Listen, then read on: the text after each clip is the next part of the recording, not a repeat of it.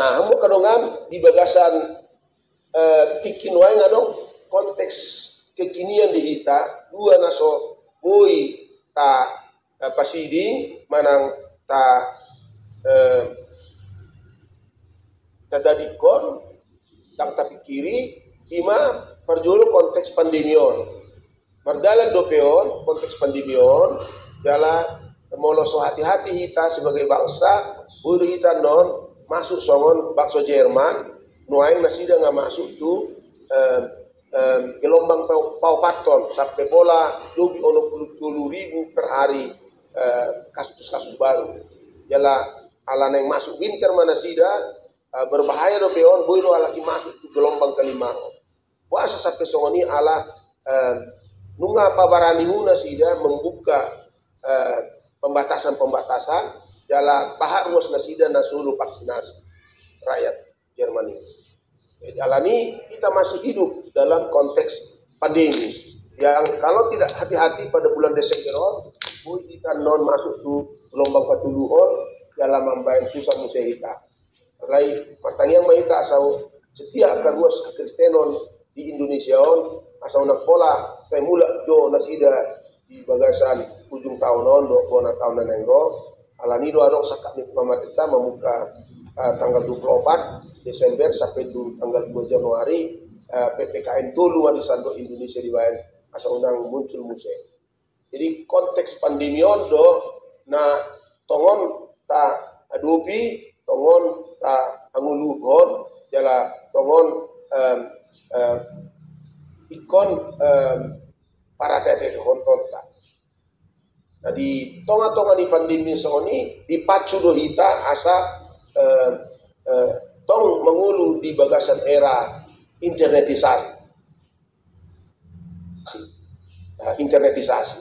Jala ikut tengok do internetisasi terlalu misalnya media sosial Facebook istahi si Zuckerberg di nama monai main Facebook gimana imalaho pamurahon komunikasi diantara sesama manusia dalam waktu yang singkat, dalam waktu yang sangat cepat. Asabui satu ajal mau berkomunikasi satu sama lain. Nah, jadi masa memang ada di berbagai negara, dolok bagian di negara nasional pola usaha itu internetisasi yang cepat. Di bagasan nasional ternyata dalam pelaksanaannya gudang penyalahguna ni internetisasi jadi balik sadu na masa dang lam sadahita dang lam masyurupan jol mau ni alai masa do coba masih kosongan jol mai dengan ujaran kebencian dalam para teroris sangat aktif lebih 100% vaksinasi dipakai laho memecah-mecah bangsa-bangsa jalan dan boleh diatasi oleh para pencipta. Jadi tongas-tongan di nasongoni maca rikot hita HKBP menjaga hasadaon nirohata kesehatiata asa dua boleh tercapai masih nak ada kesehatan kita di dunia internetisasi woi tahatok patupa kana uri patupa ulota tongon huria di tonga-tonga ni portibio isarana moloadong bencana alam molo na dulu HKBP sebelum internetisasi dolo ta patupa do pilihan lo dipanggil boros do huria tabai majo pilihan lo mengurupi alai 1 bulan mana 2 bulan pe aro atin ala parsahat ni surat pe dulu bawulu do saming mana 2 minggu baru dungi bae asa mamula alai nuae dan hola dikonna metode na songoni secara manual be tapake kalau adong masa bencana alam alai ngabui sandok HKBP bergerak sandok HKBP patupa sada ulang nama cedinggan mengurupi dongan kadolma nah tongon mengurupi perut margite internetisasi nah ima gunana sada kita molodung sehati di tiki internetisasi sada naik sarana budak kian do korban di aka Covidon nama bayan ekonomi ni luasta anjlok karena mobil karena bungkus anjlok situ ekonomi nasida jalan laho maniga-niga on produk pertanian manang produk peternakan manang produk dia nasida pe nunga mau molo langsung di pasar alai boy do murah molo tabaen pasar online ala nima kisarana ngatabaen HKBP map asa boy hita marsada niroha masyuri. Jadi dua konteks molo tak udah dengan internetisasiun dengan tujuan kita sehati buku itu tapak ke internetisasiun lah patupa ke ulauta jala kurang lebih asing nai na bui tapatupa molodung sehati kita di partisian internetisasiun sarana berkudi awai narahai pertanyaan mananya konak kadonata na terpapar manang na aguan keluarga lani COVID doa KBP bui patupa pertanyaan mahiti internetisasi mahiti streamline manang virtual pertanyaan bui ta cang tau gudang nah subui ta patupa sebelumnya alai on sudi dang bui ta manfaatkan dengan baik molo kita dang sehat ima jo pamonanna puasa memang tapuji Tuhan Ta'ala di bulan Januari tak totopon tahun kesehatianon sudah honor tadi tahun 2022 naneng roh ala memang konteksnya sangat tepat yaitu pandemi masih berlangsung lama mungkin danggu hidup kita bayakon andiga kita endemi di Indonesia jalan kedua hon internetisasi ada di tengah-tengah kita dan karena itu kita jangan mau dipecah oleh internetisasi sebaliknya internetisasi kita pakai untuk menunjang semua pulau dunia KBP luar biasa di sandok di Indonesia. Next. Nah, nungata toto potong di rapot NPS asa kita songon HKBP mengulahon nilai-nilai tak nilai-nilai yang nanti kita kerjakan, kita hidupi untuk tahun 2022 tanpa nilai-nilai onan non maul doita alani nilai-nilai onna ikon boi tabain talokotton di dinding ni jabuta di dinding ni konsistorita manang di dinding ni gerejata dengan artistik bahwa kita punya nilai-nilai yang empat ini yaitu interdependen yang pertama saling tergantungan satu sama lain HKBP tidak boleh jemaat-jemaatnya merasa bahwa dia hanya dirinya sendiri saja di sana tidak ada perhatian dari yang lain tidak ada topangan dari yang lain karena HKBP tidak akan bisa semakin kuat semakin besar kalau kita hanya lokal mikirin diri sendiri tapi tidak kita adalah interdependen atau pemimpin tidak hanya bisa memikiri dirinya sendiri tapi pemimpin dengan yang dipimpin harus saling tergantung Oma todi na merujahan tu badan yang baru pengajaran di Tuhan Yesus doaka apostel nama do dung sadai tadi bagasan kuliah ikon saling tergantung do kita ikon dapat tujuh umat tolong itong atong ani kuliah ta asabui dung di dapot dibion nah kita ruas di HKBP saling tergantung boleh ma bangsa nasing manang naso HKBP naso Kristen mamere memang molo saling tergantung do anak-anak bangsa di Indonesia. Indonesia sebagai negara yang besar, yang makmur, yang maju dan yang dihormati di dunia ini. Itu sebabnya interdependen ini harus kita hidup. Lalu kedua hima inklusif bahwa kita sebagai HKBP harus juga menjadi gereja yang inklusif. Pengajariota dan mui miring kiri, miring kanan, ekstrim kiri, ekstrim kanan, pro A atau pro B saja, tapi harus sangat inklusif. Anak-anak kaum difabel, orang-orang difabel harus kita layani. Tidak hanya orang-orang yang sehat, sebagaimana Yesus bilang dia datang bukan hanya untuk orang yang sehat, tetapi untuk orang yang sakit. Nah, ini inklusivitas kita. Dari segi gender justice, ini harus kita kerjakan. Janganlah keluar dari lamangan di luasnya KBP, nah melecehkan kaum difabel, nah melecehkan perempuan, nah melecehkan orang-orang kecil. Tapi harus bahasa yang siniraan, nah menghargai sudi anak-anak manusia. Unang adong nah merasa disingkirkan, manang menyingkirkan yang lain, unang kaluas. Omanon kuria yang diharapkan oleh dan kita harus inklusif. Dan itu dilanjutkan dengan kita HKBP adalah yang melayani. Dan ini sudah kita tunjukkan pada masa COVID-19. Walaupun kita tidak kaya raya, walaupun kita ada yang miskin jemaat-jemaat kita, kita memang melayani para korban-korban COVID-19. Kita melayani korban-korban HIV/AIDS, kita juga melayani yang lain dengan cara kesehatan di tengah-tengah jemaat membantu. Dan itu yang menyebabkan berita baik terjadi, misalnya di Sidoarjo pada tahun 2020,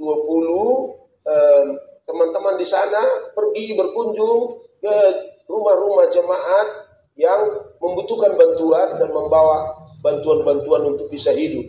Dan karena itulah mereka akhirnya datang masyarakat NU di Sidoarjo itu menulis kepada pemerintah supaya izin mendirikan gereja bagi HKBP di sana dikeluarkan. Nah itulah dampak positif dari HKBP yang melayani. Baru yang terakhir adalah kita adalah gereja yang peduli. Nah, untuk melakukan keempatnya itu memang kita harus masuk kepada rohnya, dasar teologisnya, keinginan firman Tuhan, keinginan Yesus, yaitu kita harus sehati. Next.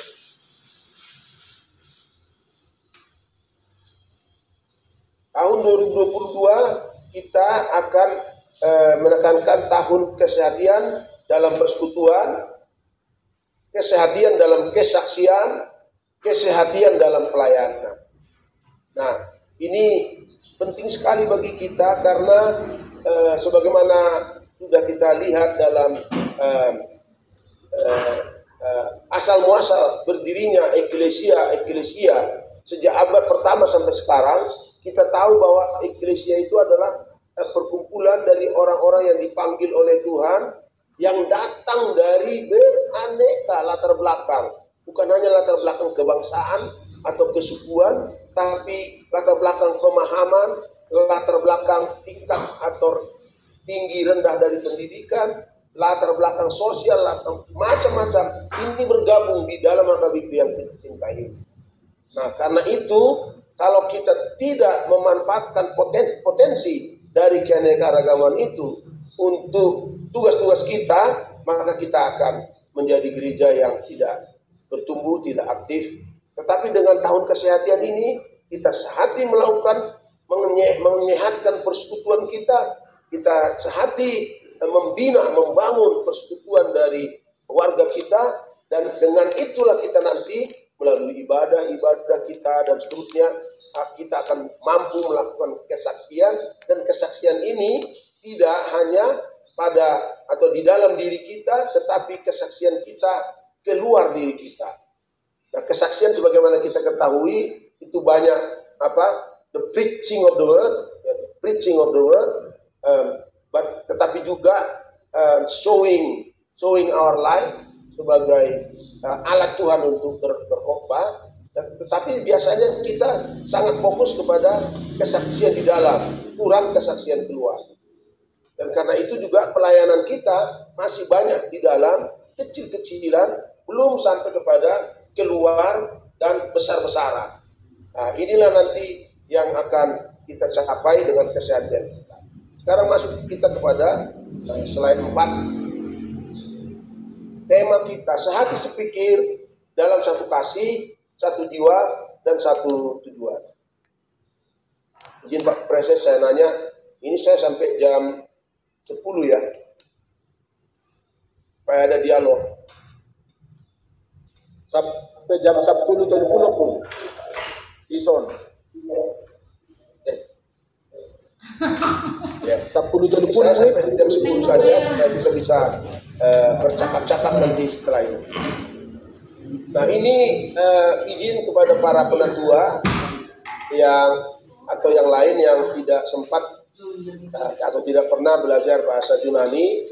Ini kita ketahui teks kita diambil dari surat Filipi pasal 2 ayat 2. Sebagai kekristenan Batak yang sudah berusia 160 tahun, saya pikir kita sudah kenal betul bagaimana surat Filipi ini. Nah, itu sebagai pengantar awal supaya kita bisa memahami mengapa sampai masuk ke Filipi 2 ayat 2 ini. Nah, sebenarnya dalam hidup dan pelaksanaan tugas Rasul Paulus, jemaat Filipi inilah yang sangat dekat di hatinya. Jemaat Filipi inilah yang pertama-tama dan yang setia bermitra dengan Paulus melakukan tugas misi. Mereka bermitra untuk melakukan tugas misi sejak awal. Inilah jemaat Filipi itu, dan karena hubungan mereka dengan mesra dan Rasul menulis dari penjara, dia berharap bahwa mereka diam di dalam kesatuan dan kesehatian. Ini penting karena pada waktu itu ada kawan sekerja Rasul Paulus di dalam tubuh jemaat Filipi yang berdebat, kalau tidak boleh saya katakan bahasanya matokar, menang saling tidak menyukai, dan itu kebetulan dua kawan sekerjanya perempuan yang berdebat, yang sempat matokar. Nah karena itu dia mau supaya jemaat Filipi itu meniru Kristus yang penuh kasih itu. Nah karena itulah dia masuk kepada Filipi 2 ayat 2, dan kita ketahui mulai ayat 5 nanti sampai ayat 11 Rasul Paulus memunculkan teologia pengosongan diri yang ditunjukkan oleh Yesus, dan yang diharapkan oleh Paulus ditiru oleh jemaat-jemaat Filipi supaya dia mengosongkan diri, mereka mengosongkan diri, Yesus yang mengosongkan diri sampai menjadi rupa manusia dan rupa hamba serendah-rendahnya, kemudian dia ditinggikan setinggi-tingginya. Ini konteks yang dari dalamnya kita ambil Filipi 2 ayat 2 ini.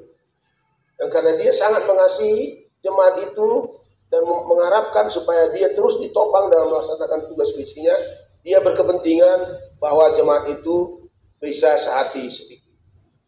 Plerosatemu ten haran ina to auto pronete, ini perhatikan kata pronete, ten auten agapen ekontes, suhoi to en pronutes. Sehati sepikir dalam satu kasih, satu jiwa, dan satu tujuan. Sehati sepikir dalam satu kasih, satu jiwa, dan satu tujuan. Next. Diharapkan dengan kesehatan HKBP ini, kita nanti seluruh HKBP memiliki karakteristik kesehatan di semua lini, di semua aras, di semua pelaksanaan tugas kita. Kita harus sehati sepikir sehingga terjadi buah-buah yang besar. Nah, istilah sehati sepikir slide 6. Istilah sehati pikir dalam perjanjian baru berasal dari kata proneo atau pro. Ini kata dasar dari proneo itu adalah prao, yang berarti memiliki sikap berpikir secara khusus, mengatur pikiran, mengendalikan pikiran. Kita semua mengendalikan pikiran kita karena adanya perasaan dan sikap sensitif yang berhubungan dengan alam dengan menggunakan pikiran yang kognitif. Itulah kata proneo. Pronete dalam Filipi 2 ayat 2 merupakan eksortasi, sosok-sosok, nasihat, oda, tapi Poda yang memakai kata perintah. Nah, ini menarik. Poda yang memakai kata perintah imperatif, tapi bersifat membujuk, mendukung, dan menyemangati, di mana umat diajak untuk melatih pikiran lebih peka lagi. Ini menarik sekali. Dia memakai kata bentuk perintah imperatif, tapi isinya sifatnya membujuk, mendukung, dan menyemangati agar umat melatih pikiran lebih peka lagi. Baik. Nah, yang lebih menarik juga adalah kata pronete di dalam teks kita dipadu dengan to auto yang terjemahannya satu pikiran, menaruh pikiran yang sama. Nah, tujuan dari sehati sepikir, ini kan menarik ya, sehati sepikir, artinya pikiran dan perasaan menyatu, tidak bertentangan. Tujuannya adalah agar ada sensitivitas di antara warga HKBP, di antara pelayan HKBP, yang dibantu oleh perasaan yang mengandung kasih sayang, yang diwujudkan dalam kepedulian. Nah, ini teman-teman contohnya. Saya sering sekali kalau saya pergi bertugas melayani ke satu jemaat yang tidak saya kenal, saya berusaha menenggelamkan perasaan dan pikiran saya ke mereka, supaya saya bisa merasakan, supaya saya sensitif terhadap perasaan mereka, pergumulan mereka, pemikiran mereka. Tapi yang kedua adalah ketika ada seseorang yang mengkritik saya, yang menjelek-jelekkan saya, nah saya mencoba memasuki perasaan mereka, mengapa mereka sampai begitu. Nah, sehingga saya tidak mau terpancing marah, saya tidak mau membalaskannya. Nah, inilah sikap yang ditunjukkan oleh kemampuan kita, kesediaan kita masuk ke dalam perasaan orang lain supaya kita bisa menjadi sehati sepikir. Nah, tujuannya tadi yang kedua adalah supaya jemaat berada dalam kehendak Yesus Kristus. Dan ini penting kita ketahui karena yang saya sebut tadi, kita datang dari beraneka latar belakang yang sangat berbeda. Walaupun kita kebanyakan warga KBP etnis Batak, tetapi kita datang dari beraneka marga, beraneka pemikiran, dan seterusnya. Kemudian kata pronesis adalah orang yang bijaksana dalam mengatur hubungan dengan orang lain. Ini kata pronesis. Izinkan saya agak terbuka mengatakan bahwa kalau saya tidak salah amati, ya saya sekarang sudah hampir berusia 61 tahun, keseluruhan warga HKBP sebenarnya sudah luar biasa capaian kita, sehingga kita yang beraneka itu bisa bersama dalam sektor, di pertanian, di dalam jemaat, ya. Nah, ini merupakan produk dari kita sudah diterangi oleh Injil. Tetapi kadang-kadang ada juga beberapa jemaat, kita hampir 4.000 jemaat kita berikut gospelnya, ada itu beberapa di satu distrik, kadang ada satu jemaat, atau di distrik lain ada 1-2 jemaat tergantung besarnya, yang memang masih belajar bagaimana untuk sehati. Parhalado juga misalnya,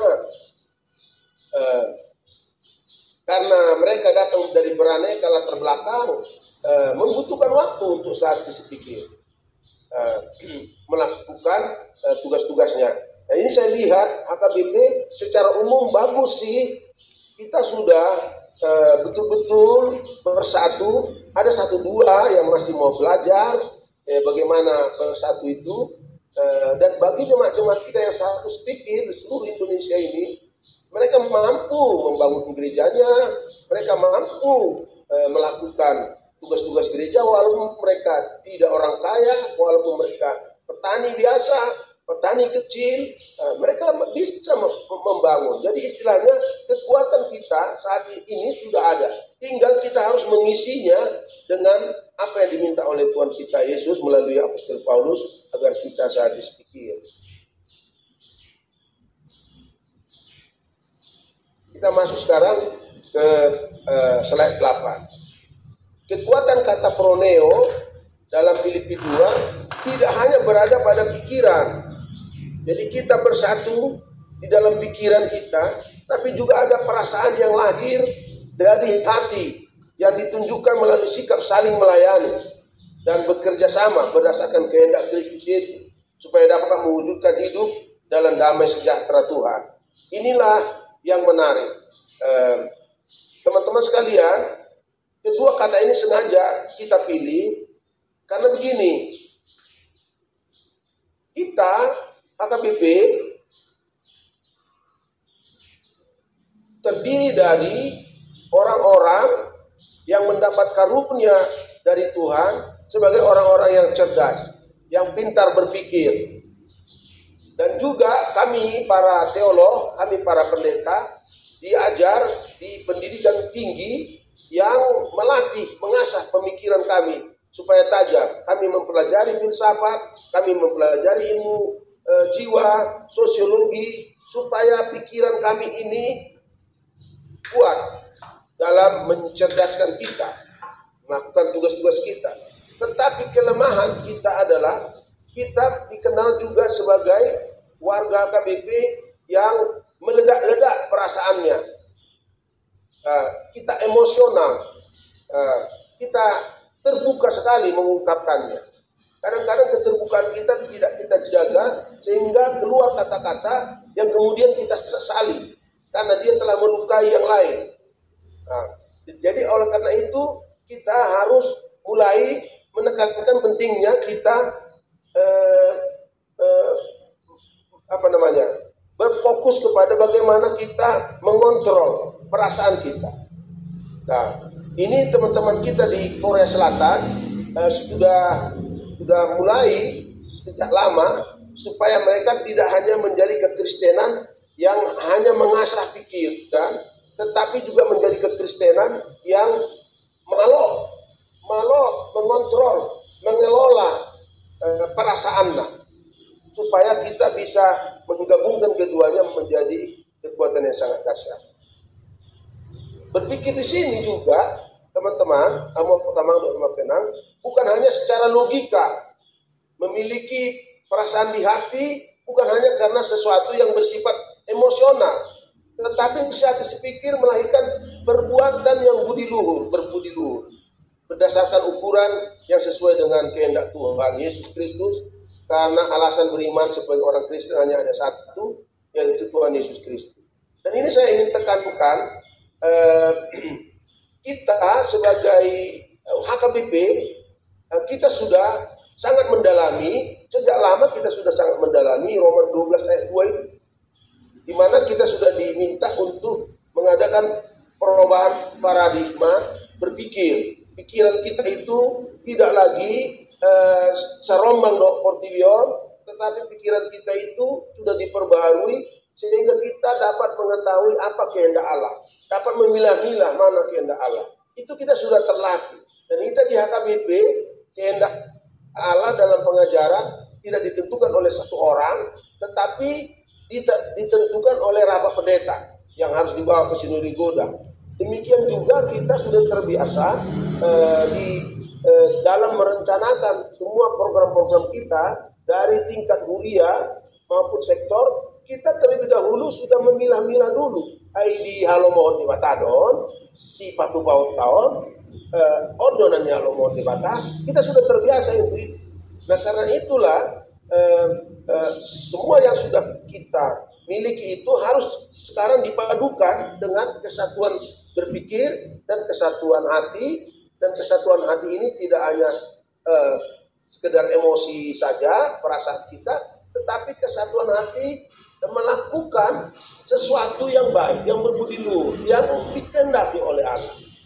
Nah, inilah inti dari kata proneo yang dibedakan selain 9 dari kata logizomai. Logizomai itu menimbang-nimbang, menghitung, walaupun keduanya memiliki arti yang sama. Logizomai lebih menunjukkan arti berpikir dalam perhitungan yang lebih logis atau matematis, menimbang-nimbang dan menghitung segala sesuatu kepada seseorang atau memperhitungkan seseorang itu dengan sesuatu. Inilah kata logizomai. Tapi proneo bukan logizomai. Next. Sehati sepikir di dalam Tuhan merupakan dasar untuk membangun suatu persekutuan gereja yang sifatnya bukanlah perhitungan matematis, tetapi membangun komitmen yang membutuhkan hati dan pikiran yang berbudi luhur untuk mewujudkan tujuan-tujuan yang berkenan kepada Allah dalam aneka ragam pelayanan yang menuntut kualitas. Misalnya nanti kalau kita lihat ada warga kita yang betul-betul susah sekali hidupnya, kalau kita berpikir untuk melakukan sesuatu dengan memakai kata logizomai, kita akan mikir apa untungnya bantu dia, nggak ada untungnya untuk saya.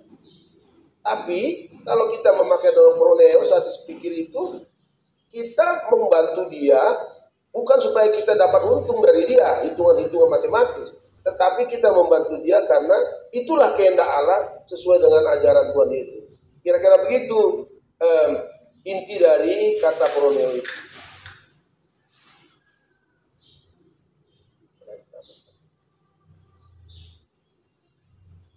Oke, sekarang kita masuk ke slide 11. Sehati sepikir bukan berarti seragam, uniformity dalam pikiran dan perasaan, tidak seragam karena kita berbeda-beda, ya, tetapi berusaha memikirkan dan merasakan apa yang dikehendaki Tuhan untuk dikerjakan dalam pelayanan kepada seluruh jemaat. Nah, berusaha memikirkan dan merasakan apa yang dikehendaki Tuhan untuk dikerjakan dalam pelayanan kepada seluruh jemaat. Ada keuntungan kita sebagai HKBP, sebagai orang-orang Kristen Batak, karena orang-orang Kristen Batak itu dikenal sebagai orang yang egalitarian. Kita ini terbuka berpikir, kalau ada yang masih belum jelas di pikiran kita, kita cocori terus dengan pertanyaan. Tetapi kalau sudah jelas, tidak ada yang bisa menghadapi orang Batak. Kalau sudah diputuskan bersama, dijalankan bersama. Nah, inilah kekuatan kita. Tidak menjadikan uniformity, tetapi kita berusaha memikirkan dan merasakan bersama apa yang dikehendaki oleh Tuhan, dan setelah kita sepakati itu kita jalankan. Dan itulah sejarah dari kebesaran HKBP ini. Dia kan tidak menerima bantuan dari negara. Ya, jumlah kita tidak begitu besar. Tetapi karena kita sudah terbiasa sebagai orang-orang Batak yang egalitarian, tetapi juga sebagai orang-orang Kristen yang berusaha mencari kehendak Allah, banyak sekali yang besar yang kita lakukan. Sehingga yang tidak mungkin menjadi mungkin, yang sulit menjadi mudah. Itu kemarin contohnya saya mengikuti ibadah 7 tahun puncak pemberdayaan dan pesta Gotilon di HKBP Teladan Medan. Sewaktu acara informal ada seorang warga di situ yang membuat boru sian Kuliah Teladan, dia anggota DPRD, mengatakan Pemda dari anggaran APBD sudah setuju akan membantu HKBP Teladan sejumlah 150 juta untuk merenovasi WC mereka supaya bersih, karena kebersihan adalah wajah dari iman yang sehat. Lalu pendeta Robert di Labar, pendeta Resort di situ, langsung mengatakan secara spontan maksud yang baik, yaitu yang dari Pemda itu akan memperbaiki WC di samping gereja. Tapi ada satu lagi WC kamar mandi di ruang pertemuan yang belum. Dan ini harus kita renovasi juga. Bagaimana menurut saudara-saudara semua? Paling biayanya itu nanti 150 juta. sehingga total 300 juta. Karena ini baik untuk kita, saya harap kita mendukung. Kalau di gua mana mah, saya ada 2 tulu, 4 salah. Kalau sian nama ngaha, mabira 1 juta deh. 7, sian amang berkati rumah orbo, udara 10 deh. Nah, sian amang silaban, ketua pasca sarjana Universitas Mensen 5 juta. Nah, di Bagasan satu ngajom terpungut 107 juta. Nah, karena mereka sehati sepikir, seperasaan itu baik, itu kehendak Tuhan, dan ini kita sudah terbiasa. Dan pada akhirnya sebelum pulang amang rumah orbo itu, ternyata 50 juta diserahkannya. Pak Obed bilang 10. Nah, amang rumah orbo inilah yang menyerahkan 1 unit mobil ambulan untuk gereja itu. Nah, inilah hebatnya KBP, kelihatannya nggak ada, tapi karena kita satu sedikit, nah bisa kita lakukan yang luar biasa yang tidak kita pandang sebelumnya. Next. Nah, itulah uraian teologis dari sehati sepikir itu. Sekarang kita masuk kepada subtema. Mewujudkan kesehatian, kesejahteraan bagi gereja, masyarakat, dan bangsa.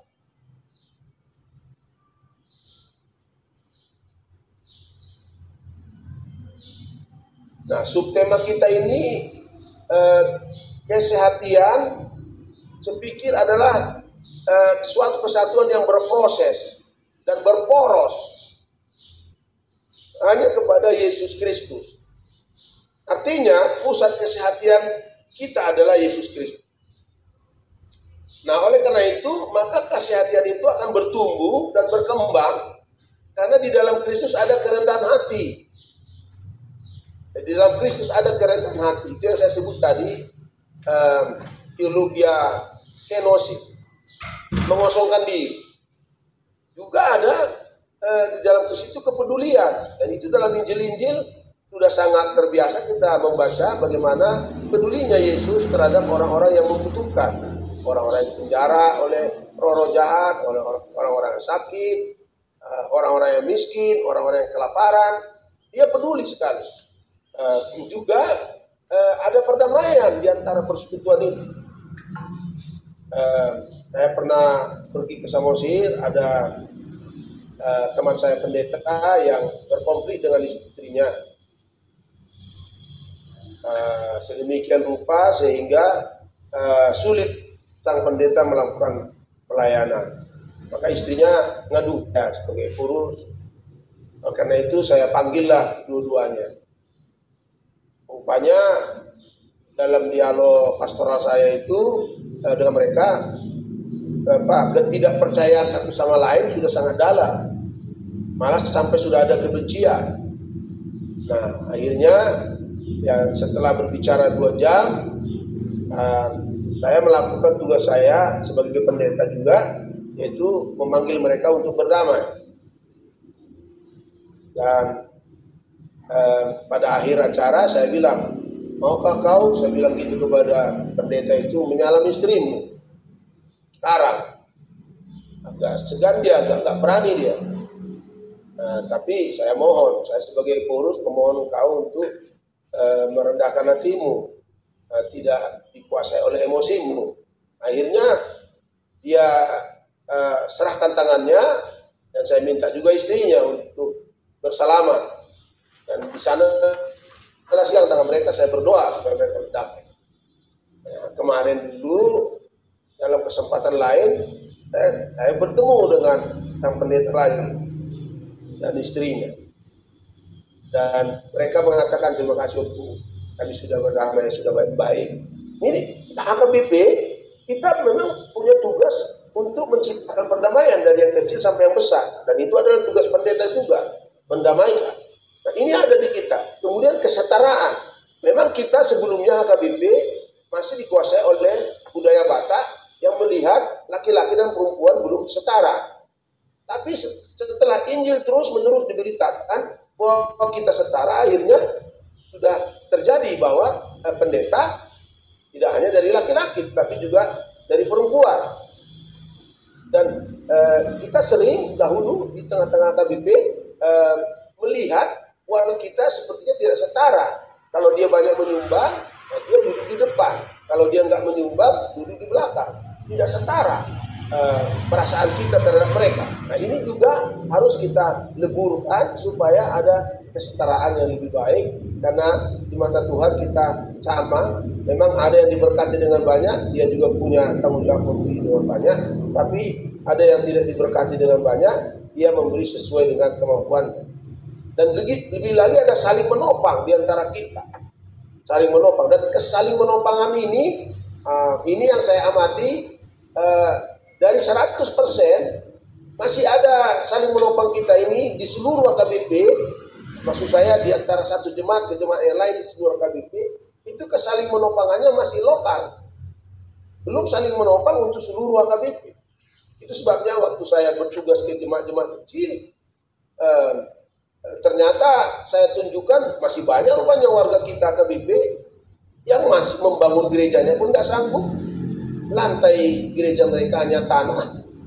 Nah setelah saya beritahu dan saya mohon untuk menopang, dalam waktu singkat, seminggu 2 minggu, kumpul 100 juta, 120 juta untuk membantu kawan-kawan kita di sana. Ini saling menopang ini ada sebenarnya, tapi tidak dikembangkan. Dengan kesehatan nanti kita akan bisa saling menopang. Belum lagi kita saling menopang warga kita yang menghadapi kesulitan. Biasanya dia hanya ditopang sekecil-kecilan oleh jemaat dia setempat. Nah, bagaimana kalau seluruh AKBP nanti bisa membantu warga kita? Nah, ini hebat sekali kalau kita sehati pikir saling menopang dan betul cinta kasih. Dan semua nilai-nilai itu dibutuhkan oleh warga jemaat dalam menumbuh kembangkan gereja di dunia ini. Next. Karena itu tujuan kita adalah gereja tetap terpanggil untuk menjadi berkat bagi dunia sebagaimana panggilan kita. Nah, karena itu untuk bisa melakukan ini dengan dahsyat, jangan lagi seperti sebelumnya, lokal memikirkan hanya lokal, tetapi kita semua memikirkan semua, dengan kita harus bekerja sama, membangun kebersamaan dan membangun kolaborasi. Maka seluruh pemangku tugas diharapkan saling membantu dan berkolaborasi dalam mesejahterakan warga gereja. Nah ini penting sekali karena seperti saya juga sinyalir dan saya ungkapkan pada rapat-rapat pendeta distrik di seluruh AKBP pada bulan 6 sampai bulan 9 yang lalu, saya katakan, saya tanya, apakah kawan-kawan pendeta satu tim di resort pernah berdoa bersama selama setengah jam, 1 jam dalam 1 hari atau 1 minggu atau dalam sebulan, berdoa 2-3 hari, hati sepikir berdoa mendoakan jemaat? Jawabnya sangat negatif. Belum. Nah, sepertinya kita kerja sendiri-sendiri. Nah, belum bersama-sama, belum berkolaborasi. Malah karena tidak adanya kolaborasi, dia justru tidak senang kalau kawannya pendeta berkhotbah lebih bagus dari dia pada satu kesempatan, atau kawannya satu tim melayani lebih baik, dia cemburu, dia sakit hati, dia berusaha memindahkan kawan itu. Nah, ini tidak lagi boleh terjadi pada tahun kesehatan. Mungkin tidak bisa per distrik, tapi per regional, supaya kami semakin hari semakin saling bersatu, memiliki kesetiakawanan. Jadi kesetiakawanan ini dan solidaritas serta saling menopang ini tidak didasarkan pada teman sekelas dulu, teman sapa masuk tohonan, mana sapa calon tohonan, teman sahuta dan semua. Bukan. Ini tadi persaudaraan kesetiakawanan yang didasarkan oleh tadi kesatuan berpikir yang dimintakan oleh Rasul Paulus kepada orang-orang Kristen yang ada di Palestina. Ini yang sehati melanjutkan. Yang kedua, mewujudkan kehidupan yang harmonis di tengah-tengah seluruh AKBP. Tetapi itu akan dapat kita lakukan dengan baik kalau ada keteladanan dari para pelayan, pendeta maupun bukan, dengan adanya kesetiakawanan, solidaritas dan saling menopang. Tentu nanti ada bisa ketegangan, ada konflik, maka kita juga harus latihan bagaimana konflik resolution supaya konflik itu tidak merupakan dianggap sebagai setan, tapi konflik itu adalah sebagai peluang untuk mencapai sesuatu yang lebih baik. Nah, ini dalam programnya nanti harus kita lakukan supaya kita bisa melakukan kesehatan. Next. Yang keempat adalah HKBP saya pikir mengabdikan diri dalam kehidupan masyarakat dan berbangsa. Ini bisa kita lihat dalam tingkat kecil sampai tingkat besar, tingkat desa sampai tingkat nasional. Bagaimana kita mengabdikan diri dalam kehidupan masyarakat dan berbangsa. Bisa dari segi profesi kita masing-masing, tapi bisa juga dari segi kebersamaan kita melakukan sesuatu yang baik di tingkat paling kecil sampai paling besar. Ini misalnya yang kita lakukan kemarin, karena bangsa kita tengah berjuang untuk melakukan vaksinasi dan ketenagaan dari para tim medis dari pemerintahan setempat itu terbatas, maka kita minta tolong supaya mengejar. Kami meminta kepada Menkes dibantu oleh Amang Luhut supaya disediakan 50.000 vaksin untuk Tapanuli Raya, dan itu diberikan. Nah, kita berperan dari situ. Contoh-contoh seperti itu kita saya berpikir mengabdikan diri dalam kehidupan bermasyarakat dan berbangsa. Yang kelima, sehati mewujudkan kepedulian, solidaritas, kesetaraan, dan pembawa damai, peacemaker, terhadap orang yang lemah, difabel, tanpa membedakan suku, agama, ras, dan antar golongan di tengah-tengah gereja, masyarakat, dan bangsa. Ini mewujudkan kepedulian ini. Saya sudah singgung tadi, kalau kita bisa berjejaring secara internet, kalau ada sesuatu yang hebat, yang melanda anak-anak bangsa di Indonesia ini, kita segera melakukan fundraising secara internet, tanpa harus menunggu kita menulis surat ke jemaat untuk ada persembahan minggu.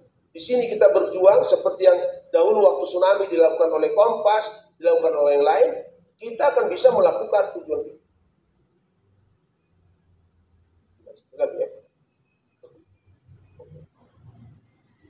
Yang berikut adalah mewujudkan sentralisasi keuangan sebagai rasa kebersamaan dan kepedulian untuk mendukung pelayanan.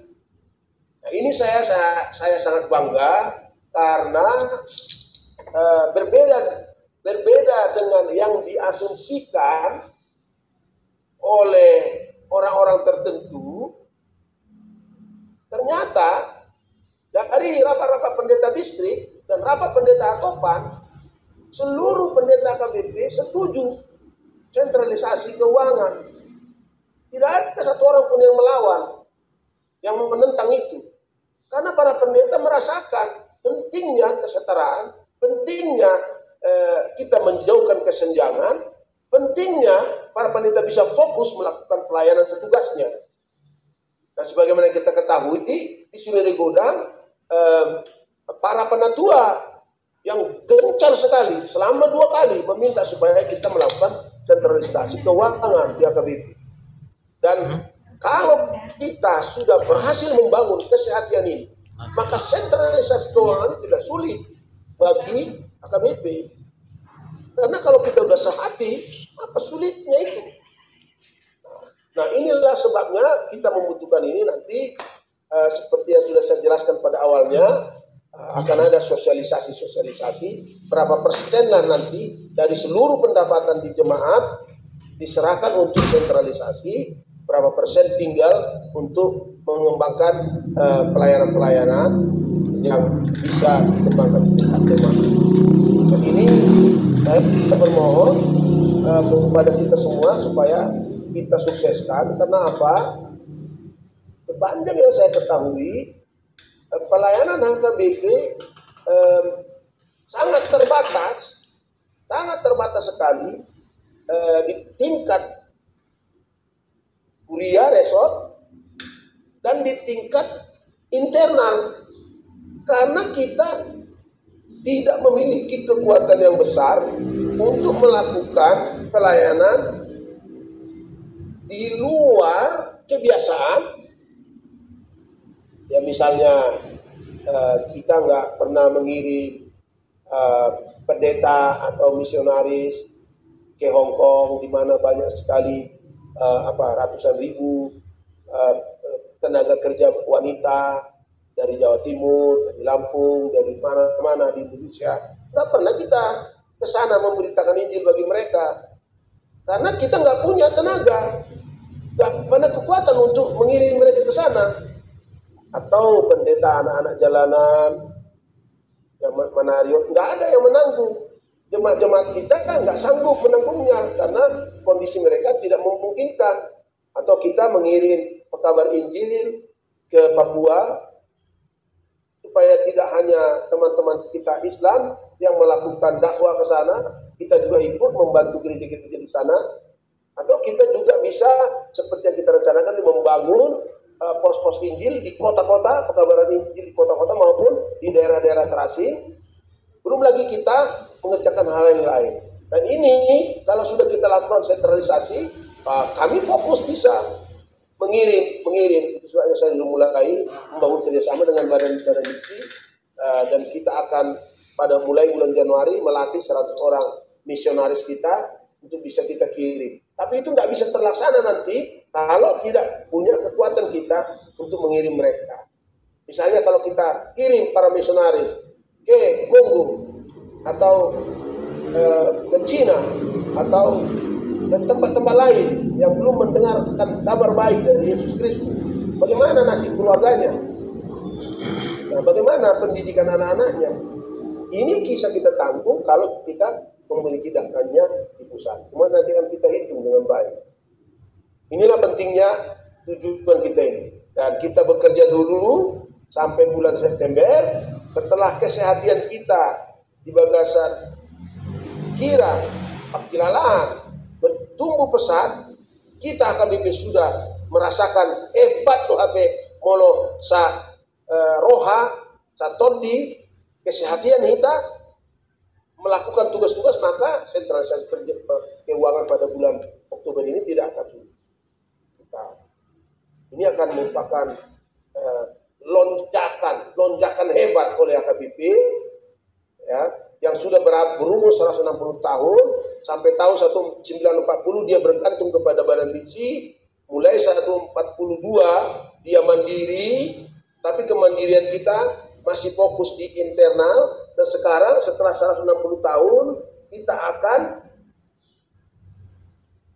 menunjukkan kemandirian kita dengan sentralisasi keuangan. Dan ini akan menjawab banyak pertanyaan. Misalnya teman-teman sekalian, akamang dotama kenang sidua.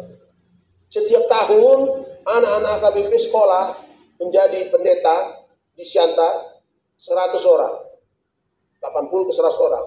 Yang tidak diterima di sana, dia di sekolah itu Duta Wacana, Satya Wacana, STT Jakarta. Bukan karena mereka tidak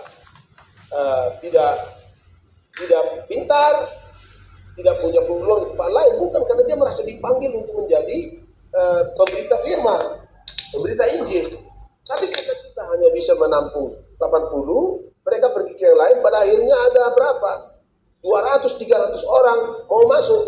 Kita batasi menerima karena banyak jemaat-jemaat kita yang butuh mengatakan, "Amang, nggak bisa kami membayar mereka karena kami kecil, nggak ada kemampuan kami." Itu nggak terjadi lagi nanti. Kita kirim ke sana karena semua HKBP menanggung tenaga ini di sana. Itulah hebatnya nanti pekerjaan kita, sehingga tidak ada jemaat kita yang merasakan mereka tidak dididik. Seperti saya katakan di Medan kemarin, kita para teolog, para pelayan HKBP penuh waktu itu semua sarjana. Bayangkan kalau ada jemaat-jemaat kita di pedesaan itu yang tidak dilayani oleh para sarjana teologi ini yang berwawasan sangat luas, maka anak-anak kita akan tertinggal. Karena yang melayani mereka di sana para waktu, para penatua, para guru sekolah minggu yang hanya sekali seminggu mengajar. Tapi kalau ada di sana para pelayan penuh waktu, maka HKBP akan semakin bertumbuh imannya karena diajar, dididik, dibangun oleh para pelayan penuh waktu yang adalah sarjana semuanya. Nah, yang lain juga yang bisa kita capai di sini adalah sementara kita berusaha ke sentralisasi adalah mewujudkan sister church di tengah-tengah gereja sebagai kesetiakawanan dan kepedulian dalam menopang kebutuhan gereja. Ini najul dido Uria mengurus Uria. Tapi itu disalurkan lewat pusat, tidak sendiri-sendiri. Karena kalau sendiri-sendiri kan tidak kita kenal siapa itu yang bisa dijadikan sistem cek. Pusat mengetahui, biro jemaat tahu, ada datanya di database kita, personalnya juga tahu. Nah, kalau jemaat sendiri kan nggak bisa dia capek-capek mencari-cari jemaat kemana yang bisa menjadi sisternya. Berikut seluruh warga jemaat dan pelayan bersama-sama menopang peningkatan ekonomi warga akibat dampak pandemi COVID-19 dengan memanfaatkan IT. Itu sudah kita mulai dengan HKBP MAR. Nanti kalau bisa di tingkat lokal juga dilakukan hal yang sama. Seperti yang sudah dilakukan oleh HKBP Petojo. Mereka sudah punya lapo digital dan sudah hasilnya bagus.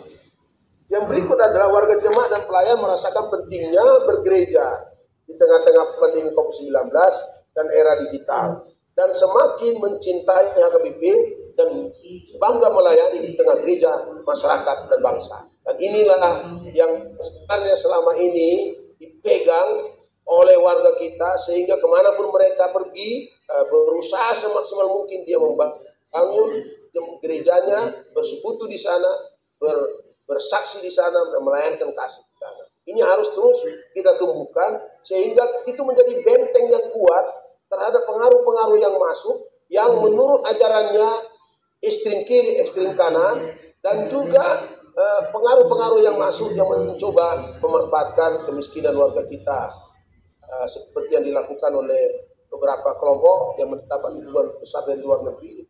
Dia menyiapkan transport, dia menjemput warga kita untuk beribadah, dan seterusnya dan seterusnya. Kita HKBP masih hanya mengandalkan kemandirian kita. Berikut, dan ini terakhir ya. Ya, nomor 18. Tinggal 5 menit. Next. Nah, program prioritas tahun kesehatan kita, ini program pusat, kesehatan melanjutkan pemberdayaan. Kami nanti dari pusat akan melakukan terobosan, program terobosan, melatih para pendeta ini untuk terus berpikiran luas, untuk tahu teamwork sebagai bukti dari kesehatan, dan juga untuk mendalami spiritualitas kepelayanan, kependetaan sampai kepada kediakonesan. Yang kedua adalah kesehatan gerak pelaksanaan sentralisasi keuangan. Ini sudah kita persiapkan dengan baik. Yang berikut, kesehatan tuntaskan masalah dana pensiun. Kita seperti saya sudah katakan tadi, pada akhir Desember mudah-mudahan sudah bisa 105 atau 104 M yang sudah kita bayar, sehingga apa yang dibudgetkan oleh Komisi Keuangan di rapat MPS, kita siapkan 17 miliar untuk melunaskan utang dana pensiun. Itu akan menyelesaikan, karena nanti dari pusat lah membayar ke dana pensiun itu semua dihitung, tidak repot-repot lagi nanti uria-uria kita, karena uangnya sudah di pusat dan gampang, tidak akan terjadi lagi masalah, kecuali ada peserta pensiunan yang mau menambahkan ketabungannya sehingga dia bisa lebih banyak menerima sesuai konteks berkat-berkat Tuhan yang masuk kepadanya dari warga kita yang baik-baik. Yang berikut, kesehatan kembangkan ekonomi kemasyarakatan berbasis komunitas.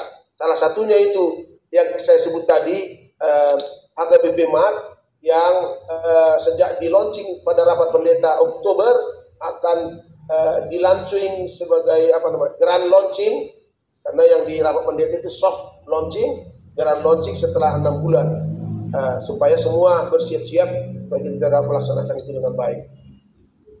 Berikut, kesehatan tanggap bencana dan pelayanan kaum difabel.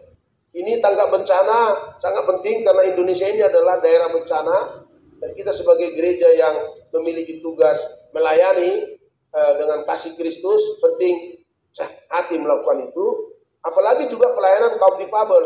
Kita sudah minta kemarin supaya semua warga kita, semua gereja kita mendata berapa orang di jemaat kita yang difabel, supaya kita bisa bekerja sama dengan Mensos yang akan memberikan bantuan-bantuan rutin kepada anak-anak kita yang harus hidup sebagai kaum difabel dan tidak bisa seperti atau belum bisa seperti di Jerman, mereka sudah bisa bekerja dan bisa digaji dari pekerjaannya.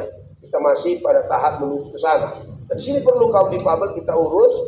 Saya mohon nanti supaya data-data dari distrik masuk berapa. Dan kita sudah unggul sebenarnya di Sibolga, kita sudah mendapat akreditasi yang cukup baik untuk pelayanan kaum difabel yang dirawat di rumah. Dan juga Banta kita sudah mendapat akreditasi A dari Kementerian Sosial karena kepiawaian kita melayani kaum difabel, khususnya orang-orang yang buta dan rehabilitasi mental dengan keahlian-keahlian yang kita lakukan. Ini harus sehati kita, karena Tuhan Yesus tidak akan senang melihat kita karena orang-orang kecil kita tidak urus. Dan kesehatan menemukan cara pemilihan pimpinan di AKBP.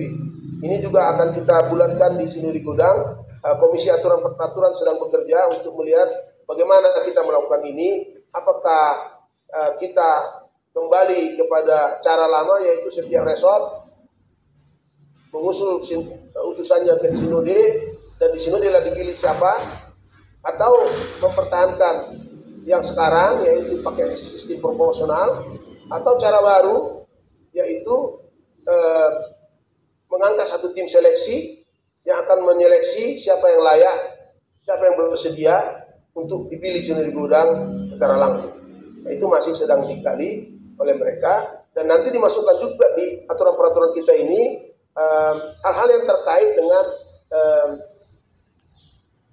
sentralisasi keuangan, supaya masuk itu dalam aturan untuk mencegah hal-hal yang kita bisa lihat dapat membahayakan atau menggagalkan pelaksanaan dari sentralisasi keuangan. Lalu yang menarik ini juga kesehatan membangun stasiun misi di pulau-pulau terasing dan di luar negeri. Kita harus ikut global mission. Kita begitu besar, gereja yang paling besar Protestan di Indonesia, tapi kita belum ikut serta dalam global mission. Itu tidak baik bagi kita, apalagi untuk pulau-pulau terasing.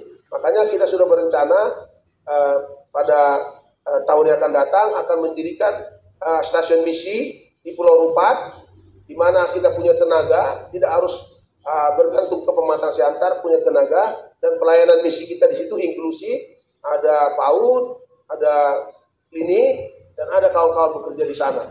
Dan budget untuk ini disetujui oleh MPS itu 1,5 miliar. Kesehatan meningkatkan sumber daya manusia.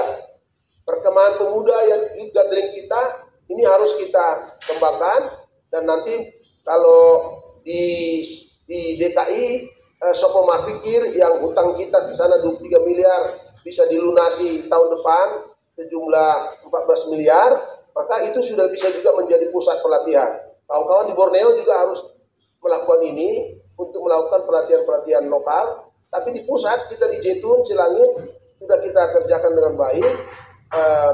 Mudah-mudahan pada tahun yang akan datang conference hall yang bermuatan 2.500 orang itu bisa kita pakai nanti untuk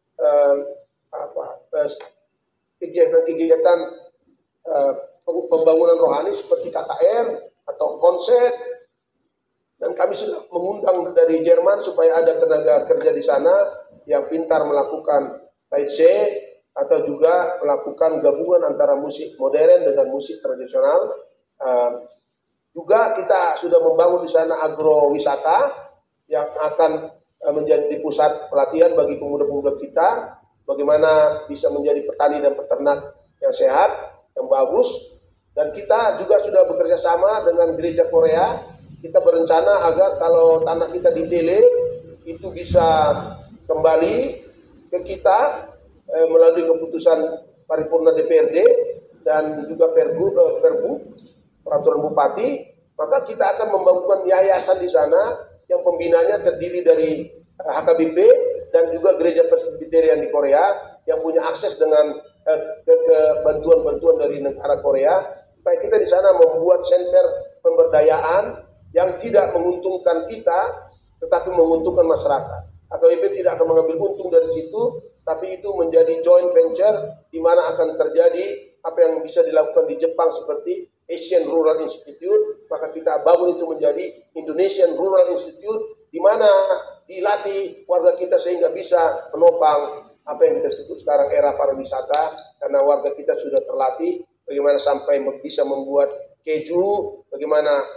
berorganisasi dengan baik dan seterusnya. Ini sedang kita mulai dan mudah-mudahan mulai Januari akan bisa dilaksanakan. Ini membangun sumber daya pemuda-pemudi kita. Kita juga bekerja sama dengan BPODT dengan melatih pemuda-pemuda kita untuk berekonomi kreatif berdasarkan bahan-bahan daur ulang seperti akar kayu, juga melatih pemuda-pemuda kita untuk bisa pintar memainkan musik-musik tradisional. Ini yang kita sebut, dan kawan-kawan di Kalimantan juga harus melakukan itu supaya kita bisa betul-betul memenangkan para pemuda kita. Dan terakhir ini soal dokumentasi, kesehatan penyamaan seluruh dokumen AKBP. Nah ini yang saya sebut tadi AKBP Mark sudah siap, sudah di launch soft, dan nanti kalau kita semua kios-kiosnya sudah terbuka tersedia, kita akan lakukan grand opening supaya kita langsung berinteraksi, karena seluruh 6 juta HKBP warganya ini akan berinteraksi satu sama lain, melakukan kegiatan-kegiatan ekonomi sehingga kita bisa menjadi kekuatan yang besar membangun ekonomi Indonesia.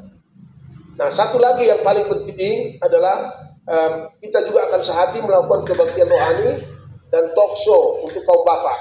Kebaktian rohani ini bukan kebaktian rohani untuk memenangkan jiwa-jiwa, walaupun itu bisa, tetapi untuk melakukan perubahan-perubahan paradigma secara tematik. Nah, saya sudah meminta kepada preses kita agar mengirimkan siapa pendeta-pendeta kita yang siap untuk kita majukan sebagai pengkhotbah untuk kebaktian kebangunan rohani yang kita lakukan di tingkat resort, tingkat distrik, dan juga di Jatun Silangit, supaya kita mampu melakukan ini. Karena yang saya tahu bahwa kebangunan rohani inilah yang merupakan kekuatan besar untuk merubah paradigma lama menjadi paradigma baru dalam era internetisasi sekarang. Tanpa pengkhotbah yang handal yang melakukan kebangunan rohani, saya pikir sulit kita nanti melakukan penguatan penjiwaan perohan dari kesehatan ini.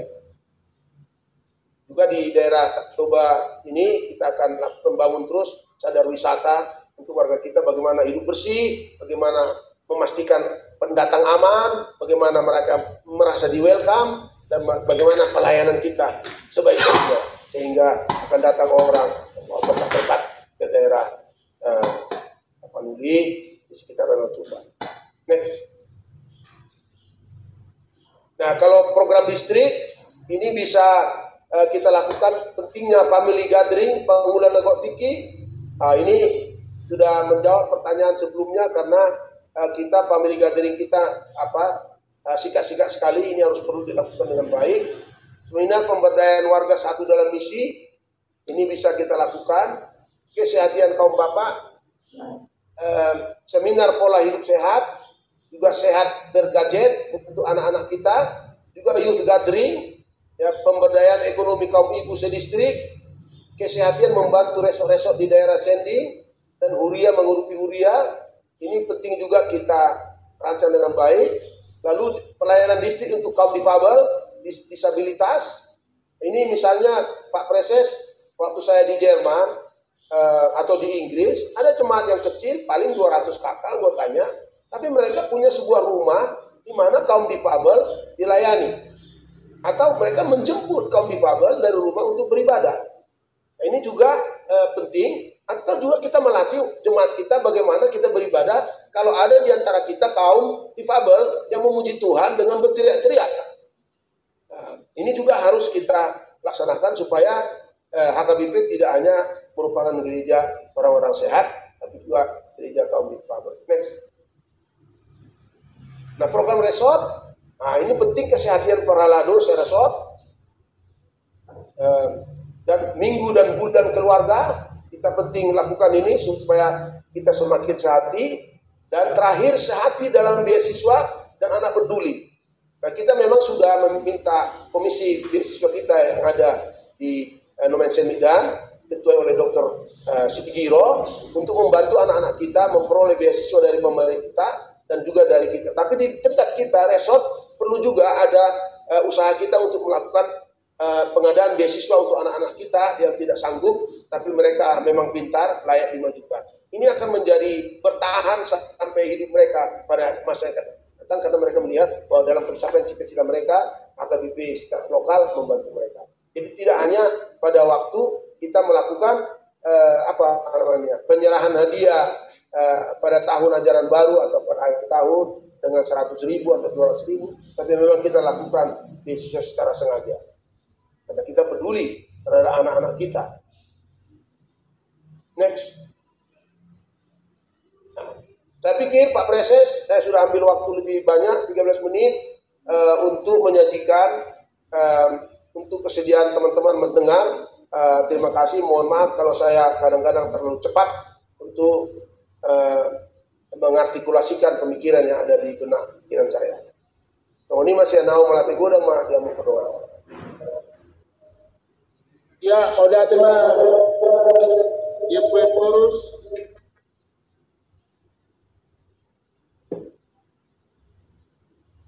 Bantu. Like today, mengalihkan applause to OP, pesahaton ceramah tema dan subtema di tahun kesehatan non. Adong dopeti kita kamang dokenan 15 menit lai dengan rapi tamat bigi tapi nasa jokui yang tujuan di tahun kesehatan non naik kontak capai di tingkat pusat distrik resort Lohuria. Alani beliau kami mati gitu kita kama nami peserta sinode distrikon buat ado sisupunot tak Wapui nang pasaton ragam program nama cai gudang jalan moloso sehat kita dan tercapai kita sudah ugau ni. Jadi tak pakai maupun 10 menit diskusi dari waktu tema Pinasahan matu kita saluta ama namin na nami peserta sinode distrik.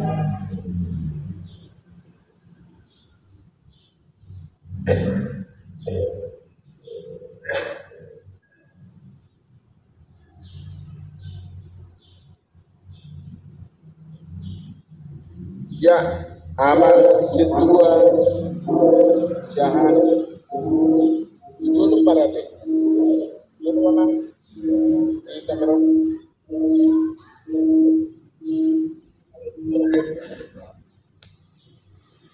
Ya,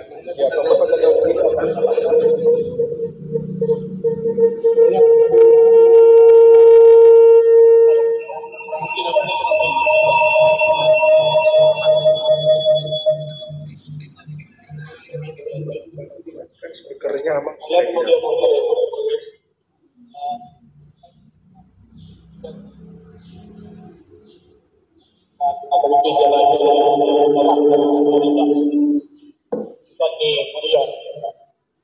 Oleh itu menjadi aturan menastai tentang komisi itu periode. Nah berjulu saya sangat mengapresiasi memang pengetahuan itu adalah sesuatu yang penting bagi kita dalam arti kalau kita masuki naik tahun kesediaan bukan berarti kesehatan, bukan berarti kita akan meninggalkan tahun pemberdayaan, tetapi itu adalah kepentingan yang harus berjalan terus. Saya kira ini sangat penting karena memang dalam sejarah tahun-tahun tematik kita ada kecenderungan perkalkuan akan tahun satu tema, jadi tidak ada kesinambungan. Oleh itu madihat orang ini. Nah, kedua, saya juga sangat bersyukur melihat bagaimana AKBP makin memenuhi panggilannya sebagai sebuah gereja yang mengenal orang ini ukui. Saya coba bandingkan sebenarnya bagaimana program-program ini dikaitkan misalnya dengan agenda 2030 dari United Nations misalnya tentang Sustainable Development Goals. Ya. Bila nung masih kurang tema ini masuk ke sini, alam memang mulut avero, kalau saya misalnya dalam konferensi di Lutheran World Conference di bulan Juli, memang ada panggilan luar biasa bagi gereja untuk turut serta bersama dengan badan-badan lain untuk mewujudkan pembangunan berkelanjutan di 2030. Ya. Lain ada Saudi Arabia nanti, nah agak misi, agak hilang, terutama tidak secara eksplisit, tapi yang belajar waktu peran gereja dalam persoalan-persoalan lingkungan, waduh peran gereja dalam persoalan-persoalan kelestarian di darat, di laut maupun di darat, yang mungkin nggak muncul masalah gender, mainstreaming, masalah difabel dan lain-lain. Hal yang tidak ada, oke. Nah, kita sentuh secara sepenuhnya. Nah, perlu untuk tarima akibat untuk tarima dulu internet of peace. Segala sesuatu sekarang kita sudah masuk ke era digitalisasi. Dalam lain negeri contoh bagaimana AKBP MAP sebagai bentuk pengejawantahan. Nah, sejahani mungkin perlu kita peran yang punya pencerahan. Lalu sebenarnya proses pelayanan kita, ibadah-ibadah kita juga akan diberkaya oleh digitalisasi. Kita sudah masuk di situ secara tidak langsung memang selama periode pandemi. Alaidang sistematis juga, lebih kepada reaksi. Alaid menurut kami ada banyak sekali peluang kita menggunakan era digital ini sebagai ukuran pelayanan. Tadi malam Kamar Presiden menyinggung bagaimana secara geografis Borneo ini terpisah satu sama lain. Tidak mudah untuk mengumpulkan 2-3 orang secara bersama.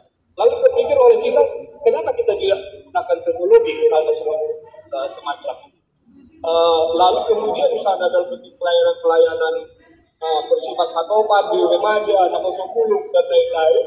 Kami berpikir sebenarnya berharap kita menggunakan teknologi ini untuk mendapat lebih banyak pelayanan dari pusat ataupun dari distrik yang bisa dikecam juga oleh kita di luar. Jadi sangat ada contoh bagi kita yang persisten. Sebenarnya remaja-remaja sama biasa di bawah pimpinan anak kita dalam selama periode terakhir ini kita secara aktif terus menerus melakukan pelayanan digital dengan juga memanggil pembicara dari luar. Kita memanggil pembicara dari Jogja dan lain-lain, dan kita merasakan sesuatu yang sangat mudah untuk mengaktifkan bagi anak-anak remaja dan anak-anak. Pertanyaannya adalah apakah ini bisa kita scale up ke level distrik, ke level pusat, dan kita mendapatkan impact yang lebih luas. Nah, sekarang ini maka bersama kami melihat di Wido yang present atas kecepatan.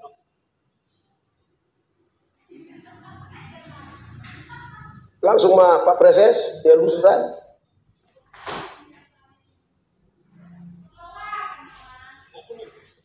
Langsung mati? Langsung. Oke. Ya.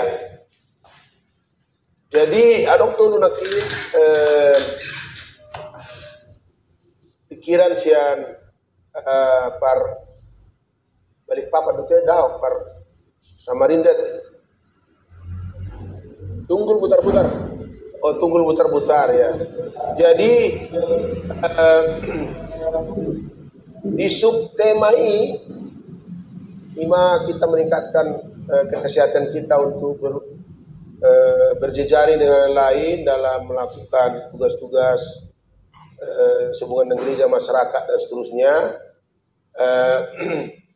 Itu sebenarnya sudah bagian baku kalau soal lingkungan hidup dari pelayanan HKBP, sudah baku, itu tidak ditelantarkan, itu dilanjutkan. Makanya di semua tempat kita terlibat dalam memastikan bahwa konfesi kita yang mengatakan bahwa kita harus memelihara ciptaan itu kita laksanakan. Seperti kemarin kami di Jati Celangit, sebelum menanam pohon yang berbuah, saya mengungkapkan yang berikut ini. Sebelum industrialisasi yang merusak bumi ini secara kecil-kecilan adalah rakyat biasa. Tapi perusakan yang mereka lakukan nggak pernah membuat bumi ini panas. Aktor kedua adalah perusahaan, industrialisasi. Apalagi industrialisasi yang memproduksi kebutuhan-kebutuhan manusia ini dengan skala besar dan kadang-kadang melebihi dari yang kita butuhkan. Dan ini mereka sebelumnya melakukan industrialisasi tanpa peduli dengan sungai, tanpa peduli dengan udara, tanpa peduli dengan memanasnya bumi ini. Itu yang kedua. Sehingga setelah kita sadar bahayanya, mulailah para industriawan memikirkan bagaimana environmentally friendly industries. Gitu. Tapi karena pemerintah tidak ketat mengawasi, mereka lepas kontrol sehingga pemanasan itu luar biasa hebatnya dan membuat kutub utara sekarang sudah lebih dari 15% yang mencair, yang membahayakan kota-kota di tepi pantai seperti yang terjadi di Jerman beberapa waktu terakhir itu. Tiba-tiba banjir, nggak pernah terjadi 100 tahun. Nah, itu aktor kedua. Aktor ketiga adalah pemerintah yang tidak pertama melalui legalisasi membuat undang-undang yang pelingkungan, tapi yang kedua pemerintah yang tidak menegakkannya. Oke. Jadi itu sebabnya kalau saya berseru akibat terjadi banjir di Parapat itu, saya berseru sebagai pengurus untuk ketiga aktor sini bekerja sama. Tapi saya tidak mau berseru mengatakan tutup Indorayon. Kan gitu. Karena yang menutup Indorayon itu pemerintah. Gereja bukan menutupnya, tapi menyuarakan supaya kita melindungi, kita menanam, bukan hanya menebang. Kan begini, saya kan hidup di Inggris, sekolah, di Jerman juga, dan pernah juga ke Amerika, dan seterusnya. Di sana, industrialisasi kok. Gak disebut tutup industri itu di sana. Tapi diserukan kepada industriawan, supaya memakai teknologi pelaksanaannya AMDAL yang melindungi. Begitu. Tidak pernah saya dengar gereja di sana mengatakan tutup itu nuclear power, tutup itu industri A, industri B, industri C. Enggak. Tapi yang kita serukan adalah bekerja samalah semua kita yang tiga ini. Rakyat, industriawan, pemerintah, termasuk dewan. Karena kalau satu tidak melakukan tugasnya, nggak ada gunanya. Tapi begitu pun kita HKBP harus menekankan terus menanam, walaupun yang lain menebangi. Dan kita menyuarakan suara Nadijat, tapi tidak mengatakan tutup. Itu saya katakan juga di rapat pendeta yang baru berlalu. Walaupun ada satu dua yang mengatakan akibat saya mengatakan begitu, saya nakut-nakuti. Enggak lah. Sampai saya juga masuk penjara gara-gara itu saya sebut di rapat pendeta. Itu yang pertama. Yang kedua, ibadah digitalisasi. Iya, kami pendeta memang sudah mulai 2019 berbicara tentang bagaimana kami meningkatkan kemampuan kami untuk melakukan tugas-tugas kami di era digital. Dan COVID mempercepat. Pentingnya kami bersiap-siap dan meningkatkan atau nami, paisatonan. Cuma ada juga yang dibahas di rapat pendeta, apa yang tidak bisa kita lakukan secara digital. Satu yang belum bisa dilakukan, karena pengkajian kita belum begitu mendalam, karena rapat pendeta itu sangat hati-hati, ialah perjamuan kudus. Apakah kita bisa melakukan perjamuan kudus secara online? Kami memutuskan jangan dulu. Tidak. Karena banyak pertanyaan-pertanyaan yang masih belum bisa kita jawab terkait apa itu sebenarnya perjamuan kudus. Apakah dia harus face to face atau online dan seterusnya. Jadi itu sudah didorong supaya di semua lini kita, pusat, distrik, berusaha menjangkau warga kita, bukan hanya warga kita tetapi yang lain, untuk bisa menumbuhkan imannya, mempercayai Tuhan dalam kehidupannya dengan digital ini supaya kita bisa menjangkau banyak. Nah, ada pertanyaan memang, apakah semua harus dilakukan oleh pusat? Saya sebagai pengurus tidak sependapat. Nah, harus kawan-kawan yang di resort, kawan-kawan yang di distrik menjangkau, karena mereka yang mengenal konteks mereka masing-masing. Pusat tidak begitu mengenal konteksnya, apalagi kalau kita berkhotbah. Nah, begitu. Jadi diteruskanlah, tapi pertama-tama begini, jangan terus masuk, perlu juga ada latihan-latihan. Latihan untuk resort-resort, untuk bisa piawai menggunakan aplikasi-aplikasi itu, juga melatih para pemangku tugas kita, mulai pendeta sampai situa, bagaimana melakukan itu. Sebab berkhotbah secara digital beda dengan berkhotbah secara onsite, karena waktunya sangat singkat. Generasi milenial tidak punya waktu banyak mendengar khotbah kita, paling 3-5 menit. Itu juga harus dilatih bagaimana berkhotbah 3-5 menit, karena kami terbiasa setengah jam sampai 45 menit atau 1 jam, atau ada kawan juga yang lebih, tergantung. Nah, ini harus dilatih. Masukkanlah di dalam program kita di distrik bagaimana melatih pertohonan kita untuk melakukan tugasnya di era digital. Bukan hanya berkhotbah, tapi juga mengajar anak-anak kita, mengajar kategori kita, materi-materi ajar kita. Tidak bisa sebelum pandemi ini berlalu secara onsite, tapi harus kita siapkan. Ini juga perlu latihan-latihan, karena jangan sampai kita meminjam dari gereja-gereja lain materi-materi itu, padahal kita punya. Kira-kira begitu. Yang terakhir, ini materinya olah 2 detik. Ya, terima kasih. Itulah yang bisa saya jawab, Pak Preses.